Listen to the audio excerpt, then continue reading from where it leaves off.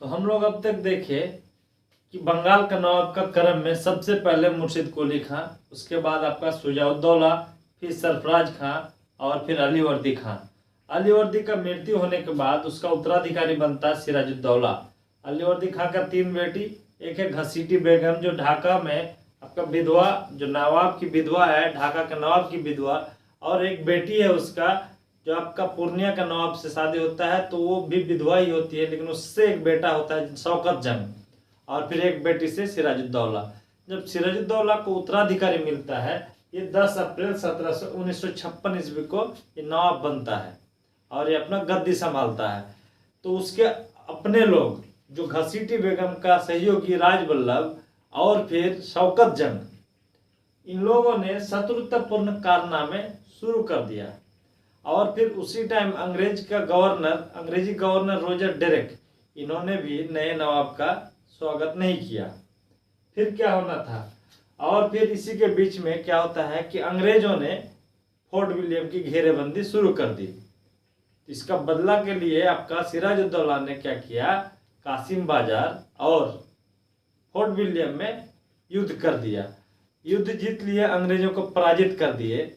उसके बाद अंग्रेज के जो गवर्नर थे रॉजर डेरेक, इनके नेतृत्व में ये लोग भाग गए और फुल्टा द्वीप जाके पहुंच गए, फुल्टा द्वीप भाग गए।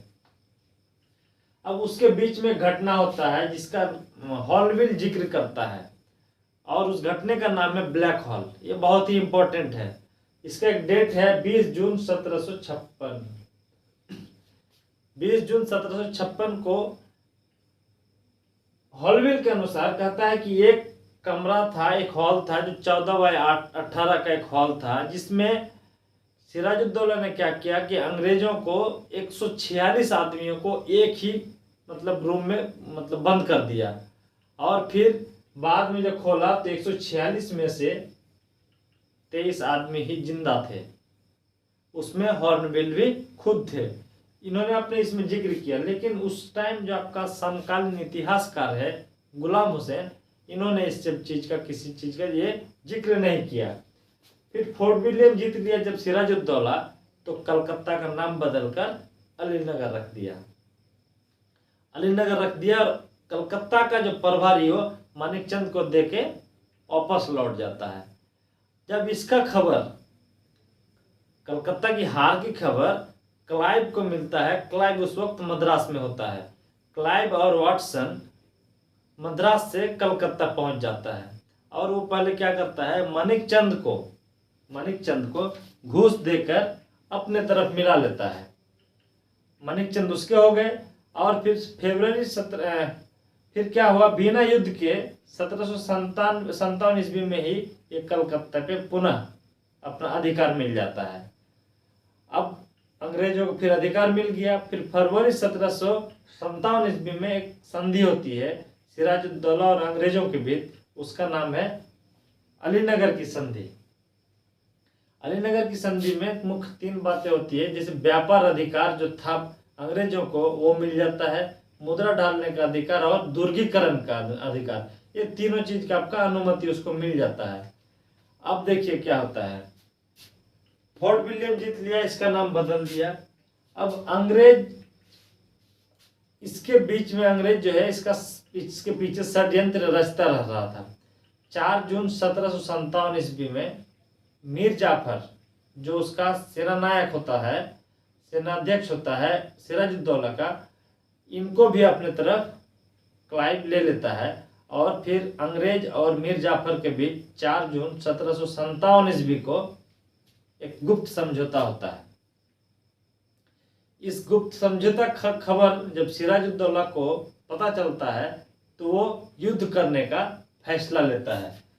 तो मीर जाफर इसका सेनापति होता है और मानिकचंद इसका जो कलकत्ता का प्रभारी, कलकत्ता जीतने के बाद कलकत्ता का प्रभारी बना के चल जाता है मानिकचंद को। तो ये लोग सब कोई लगभग उनसे मिल जाते हैं।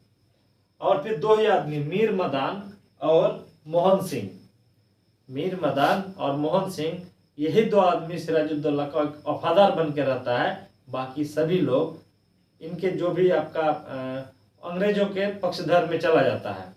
फिर क्या करता है कि मीर जाफर सिराज के युद्ध करने का फैसला होते ही एक डेट होता है 23 जून 1757। बहुत इंपॉर्टेंट डेट है। इस यहाँ पे एक युद्ध होता है जिसका नाम है प्लासी का युद्ध, 23 जून 1757। भागीरथी नदी के किनारे एक जगह है आपका प्लासी, वहाँ का एक आम्रकुंज स्थल है, वहाँ पे युद्ध होने का एक निर्णय होता है। और फिर मीर मदन और मोहन सिंह के अलावा सिराजुद्दौला का सभी जो कर्मचारी होते हैं या फिर जो ऊंचे पद पे होते हैं, ये लोग अंग्रेजों के पक्ष में चला जाता है। और फिर युद्ध शुरू हो जाता है। तो मीर जाफर जो है ये क्या करता है कि नवाब को, सिराजुद्दौला को एक गलत सलाह देता है और युद्ध से निकल जाने को प्रेरित करता है। और राय दुर्लभ उसका प्रमुख सेना होता है। ये क्या करता है, सेनाओं के बीच में एक भ्रम फैला देता है कि नवाब जो है युद्ध छोड़कर भाग गए। अब सैनिकों के बीच एक भगदड़ मच जाता है और फिर कुछ सैनिक इसके मारे भी जाते हैं, कुछ अंग्रेजों के भी सैनिक मारे जाते हैं। और फिर यहाँ से कुछ दिन के बाद फिर मीर जाफर का बेटा मीरन सिराजुद्दौला का बंदी बना दिया जाता है, बंदी बना लेता है उसको, और फिर मुर्शिदाबाद में इसका हत्या कर देता है। और यहाँ होता है आपका सिराजुद्दौला का अंतिम। और फिर इसके बाद शासक कौन बनेगा, मीर जाफर, जो इतना षड्यंत्र किया इसके बीच में। यहाँ के बाद आता है मीर जाफर। 29 जून 1757 ईस्वी को ये अपना नवाब बनता है और 1757 से 1760 तक इसका शासन रहता है। और फिर क्या करता है, यहाँ देखिए, कंपनी की सहायता पाने के लिए कलकत्ता में एक जगह है 24 परगना, वो आपको अंग्रेजों को, कंपनी को दे देता है 24 परगना की जमींदारी और 50 लाख रुपया, और फिर क्लाइव को उमरा की उपाधि दे देता है। और साथ में 2,34,000 रुपया क्लाइव को भेंट के रूप में भी देता है। मीर जाफर के दरबार में एक रेजिमेंट रख दिया जाता है क्लाइव के द्वारा, ताकि उसके पीछे उसका मतलब कंपनी के खिलाफ कोई षड्यंत्र ना रच सके। मीर जाफर को इसीलिए क्लाइव का सियार कहा जाता है। मीर जाफर क्या करता है कि कंपनी के खिलाफ षड्यंत्र रच रहा है, जो डचों से सहायता लेना चाहता है, डचों के साथ मिलकर कंपनियों के खिलाफ षड्यंत्र रचना चाहता है। उसी बीच एक युद्ध होता है, बेदरा का युद्ध 1759 ईस्वी में, जब हम लोग डच के बारे में पढ़ रहे थे। तो 1759 ईस्वी में बेदरा का युद्ध होता है और डचों का एक निर्णायक पराजित होता है और डच वहां से आपका मतलब समाप्त के कगार होता है। तो यहाँ पे आपका जो मीर जाफर है इसका प्लानिंग खत्म हो जाता है। और फिर 1760 ईस्वी तक मीर जाफर पर 25 लाख रुपया कंपनी का बकाया हो जाता है। जब ये नहीं दे पाता है तो कंपनी क्या करता है, मीर जाफर को इस पर कुशासन का आरोप लगाता है और फिर उसको पद से हटा देता है और उसके पद पे मीर कासिम को नवाब बनाता है। अब मीर जाफर को 15,000 रुपया मासिक पेंशन देकर कलकत्ता भेज दिया जाता है। बंकिम चंद्र चटर्जी अपने उपन्यास आनंद मठ में मीर जाफर के बदले उनके लिए कुछ शब्द का वो प्रयोग किए हैं। जैसे उन्होंने कहा कि वह एक पापी है, निराधम है, विश्वासघाती है और मनुष्य जाति के लिए एक कलंक है। ये सब शब्द का उस उपन्यास में प्रयोग किया। उसके बाद यहाँ से तो मीर कासिम को नवाब बना देता है। अब देखिए, मीर कासिम 1760 से 1763 3 साल तक वो नवाब बना रहता है। और फिर हॉलविल के साथ एक समझौता होता है मीर कासिम का क्या समझौता होता है, कंपनी को वर्धमान, चटगांव और मिदनापुर, ये 3 जिला कंपनी को दे देता है और दक्षिणा के रूप में 5 लाख रुपया देता है। हाँ, और 17 लाख रुपया अधिकारियों में भी बांटता है मीर कासिम। और ये एक योग्य शासक का परिचय देता है। उस टाइम जो है आपका उस टाइम समकालीन इतिहासकार गुलाम हुसैन भी इसका चर्चा प्रशंसा किया है। इन्होंने, मीर कासिम ने कुछ खास काम भी किए हैं, भू राजस्व का सुधार किया, फिर जमींदारों का दमन किया, कर की वसूली एक कठोरता से लिया, कठोरता से वसूल किया। फिर खिजरी जमा एक कर है, खिजरी जमा नामक एक कर है। वो क्या है कि जब अधिकारियां कर छुपा लेते थे वसूलने के बाद, वहां पे एक कर का नाम दिया खिजरी जमा कर। ठीक है, उसका एक व्यवस्था स्थापना किया। और 1762 ईस्वी में इन्होंने जब इन पर अंग्रेजों का कुछ ज्यादा दबाव हो रहा था, तो इन्होंने अपना राजधानी मुर्शिदाबाद से मुंगेर को ट्रांसफर कर लिया 1762 ईस्वी में। और फिर दोस्तों वहां पे क्या होता है, ट्रांसफर तो कर दिया और भारतीय व्यापारियों को ये कर मुक्त कर देता है। तो कंपनी और मीर कासिम के बीच एक मतभेद शुरू हो जाता है। उस वक्त राम शरण जो बिहार का गवर्नर रहता है अंग्रेजी पक्षधर का, उसका हत्या हो जाता है। जब उसका हत्या हो जाता है तो कंपनी और मीर कासिम के बीच मतभेद और भी बढ़ जाता है। कंपनी ने 1763 ईस्वी में मीर कासिम को अपदस्थ कर फिर से मीर जाफर को नवाब बना देता है। और 1763 ईस्वी में ही एक युद्ध होता है जिसका नाम है कारवां का युद्ध, जिसमें एडम्स के हाथों मीर कासिम पराजित हो जाते हैं और वो पटना चले जाते हैं। 1763 में वो पटना चले जाते हैं और 1763 में ही पटना में एक हत्याकांड होता है जिसमें कुछ अंग्रेज मारा जाता है और कहा जाता है कि संभवतः ये हत्या के पीछे मीर कासिम का ही हाथ है। तो यहाँ से आपका जो बंगाल का नवाब का क्रम था वो खत्म होता है। इसके बाद एक युद्ध होता है बक्सर का युद्ध। बक्सर का युद्ध होता है जो यहाँ से जब मीर कासिम हार के चला जाता है तो वो पटना के बाद फिर बाद में वो अवध जाता है, अवध का शासक से मिलता है और मुगल सम्राट से मिलता है और ये तीनों ने मिलकर अंग्रेजों के खिलाफ एक युद्ध का रणनीति तैयार करता है और उस युद्ध का नाम पड़ता है बक्सर का युद्ध। इसके बाद इसे मिटा देते हैं, फिर हम लोग बक्सर का युद्ध देखेंगे। और बक्सर के युद्ध के बाद फिर एक और नवाब आता है बंगाल में जिसका नाम होता है नजमुद्दौला, वो हम लोग इसके बाद देखेंगे। हम लोग देखे बंगाल के नवाबों का क्रम और सबसे आखिर में देखे मीर कासिम। मीर कासिम तुरंत वो जब हार जाता है तो वहां से वो पटना चले जाते हैं। फिर कुछ दिन के बाद ये अपना कंपनी के खिलाफ षड्यंत्र रचता ही रहता है। ये फिर क्या है कि बंगाल से भागकर वो अवध चले जाते हैं और अवध के शासक शुजा-उद-दौला रहता उस वक्त, उससे जाके मिलते हैं और फिर मुगल सम्राट शाह आलम द्वितीय से भी मिलते हैं और उन दोनों को अंग्रेजों के खिलाफ युद्ध करने को प्रेरित करते हैं। फिर तीनों ने मिलकर एक त्रिगुट का गठन करता है और फिर मेजर कार्नेक अपने अंग्रेजी सैनिकों को लेकर मेजर कार्नेक के नेतृत्व में ये युद्ध करने जाता है, लेकिन विरोधियों का संख्या बहुत ज्यादा सुनकर ये भाग जाते हैं। फिर 22 अक्टूबर 1764 बहुत इंपॉर्टेंट डेट है।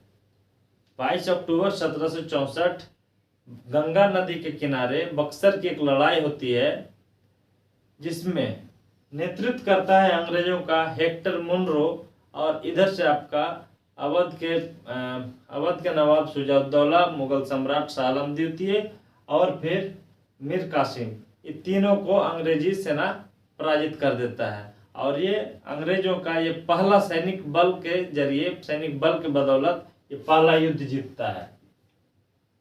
ठीक है, 1777 ईस्वी में दिल्ली के निकट मीर कासिम का मृत्यु हो जाता है। फिर क्लाइव मई 1765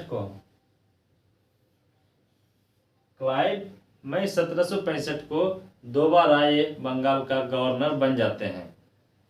अब उसके बाद क्या होना था, युद्ध तो हो गए, अब तो संधि होना था। तो एक इलाहाबाद की संधि होती है। तो इलाहाबाद की संधि क्या, जब ये बंगाल के नवाब, अब मीर कासिम चले गए, मीर जाफर तब तक रहे, तो फिर वहां पे अब शुजा-उद-दौला को ये मतलब बंगाल का नवाब बनाने का प्रोसेस में रहता है। तो वहां पे इलाहाबाद की संधि होती है, तो जिसमें 4 लोग होते हैं। बंगाल का नवाब के रूप में नजमुद्दौला,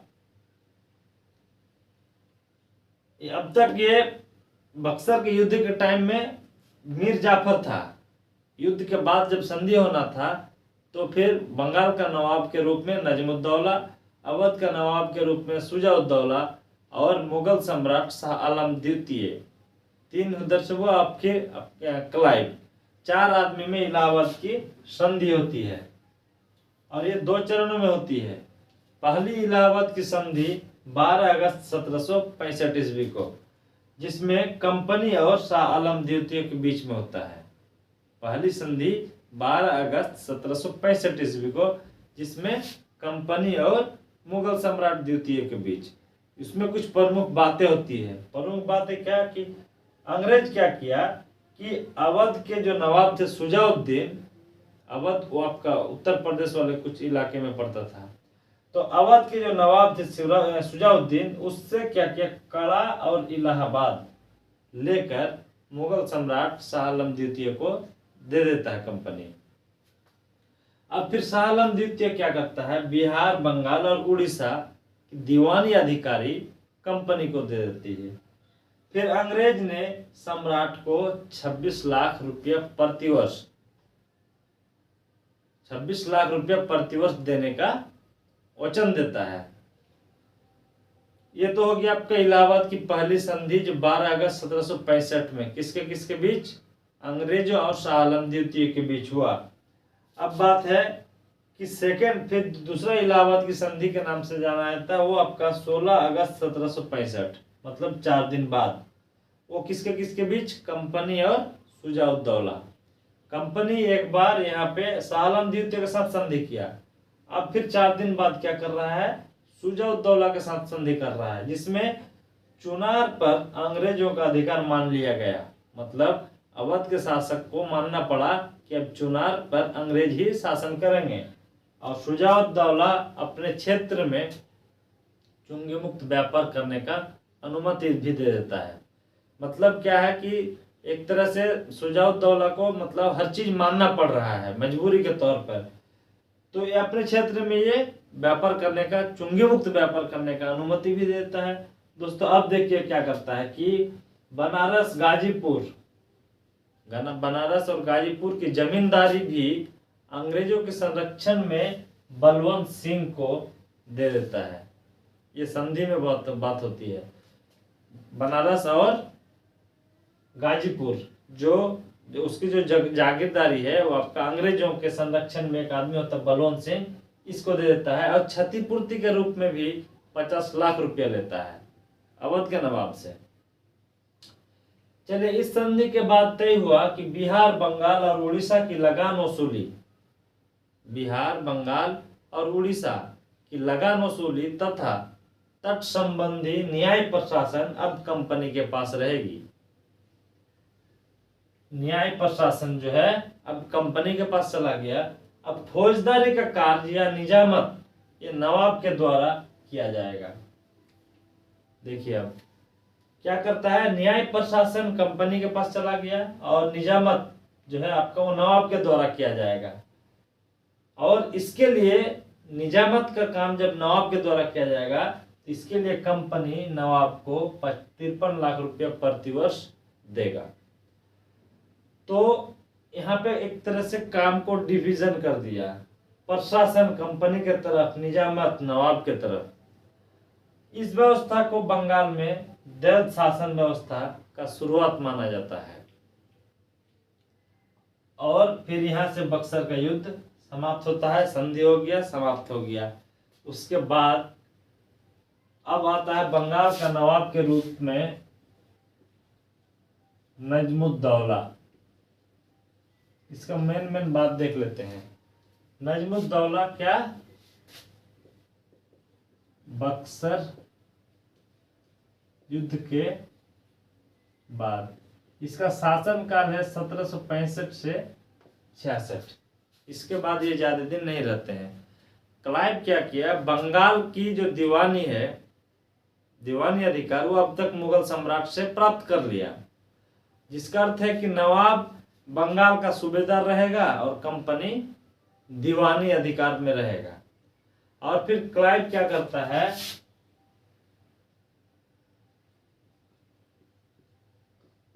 मोहम्मद रजा, मोहम्मद रजा को बंगाल का और सीताव राय को बिहार का उप दीवान नियुक्त करता है। क्लाइव जो है मोहम्मद रजा को बंगाल का और सीताव राय को बिहार का उप दीवान नियुक्त करता है। बाद में फिर क्या होता है, नजमुद्दौला व्यवहारिक रूप से जो निजामत है उसके जो हक में आता था, निजामत वो अंग्रेजों को दे देता है व्यवहारिक रूप से, क्योंकि वो अल्पवयस्क होता है। कंपनी भू राजस्व करने वसूलने के लिए इजारेदारी प्रथा या ठेकेदारी प्रथा का या व्यवस्था का सहयोग लेता है। अब फिर क्या होता है 1772 ईस्वी में, 1772 ईस्वी में वॉरेन हेस्टिंग्स, 1772 ईस्वी में वॉरेन हेस्टिंग्स के द्वारा उस वक्त जो है मुबारक उद्दौला को हराकर, वॉरेन हेस्टिंग्स के द्वारा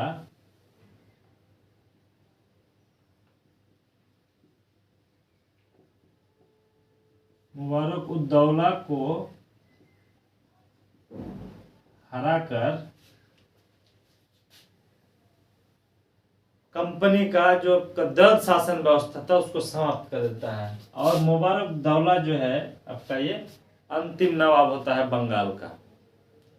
उससे पहले जब बक्सर का युद्ध से पहले हम लोग देखे थे वो मीर कासिम था, लेकिन फिर बक्सर का युद्ध हुआ। लेकिन सबसे अगर अंतिम कहा जाए तो ये मुबारक उद्दौला है। मुबारक उद्दौला को हराकर वॉरेन हेस्टिंग्स के द्वारा हराकर बंगाल में दौलत शासन को समाप्त कर दिया। लेकिन दौलत शासन से संबंधित इतिहासकारों के कुछ मत है जो सबका अलग अलग है। पीएम कन्निकर कहता है कि 1765 से 1772 तक कंपनी ने बंगाल में डाकुओं का राज स्थापित कर दिया। मतलब क्या, 1765 में जो आपका युद्ध के बाद मैं जो है दूसरी बार बंगाल का गवर्नर बना, तो वहाँ पे दौलत शासन का व्यवस्था शुरुआत हो जाता है। तो वहाँ से लेकर 1772 तक बंगाल में कह रहा है कि डाकुओं का राज्य स्थापित कर दिया। प्रोफेसर नंदलाल चटर्जी कहते हैं दौलत शासन को बंगाल का विनाश स्तंभ कहा गया। बंगाल को विनाश स्तंभ कहा गया। डोडवेल कहता है इसे अधिकारों एवं उत्तराधिकारियों के बीच तलाक कहा गया। अधिकारियों और उत्तराधिकारियों के बीच तलाक कहा गया। तो अलग अलग इतिहासकारों का अलग अलग ओपिनियन था। तो ये हम लोग देखे बंगाल विजय से लेके बक्सर युद्ध तक। सबसे पहले एक बार हम लोग रिकॉल कर लेते हैं क्या कि सबसे पहले जो हम लोग बंगाल का संस्थापक के रूप में था वो मुर्शिद कुली खां। उसके बाद आता है शुजाउद्दौला। उसके बाद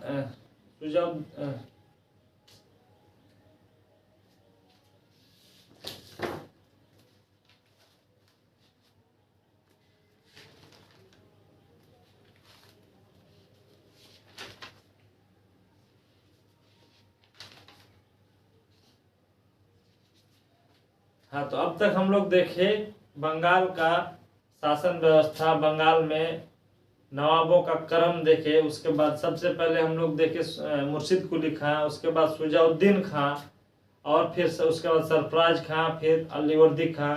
उसके बाद आपका आता है सिराजुद्दौला, उसके बाद मीर जाफर, फिर मीर कासिम।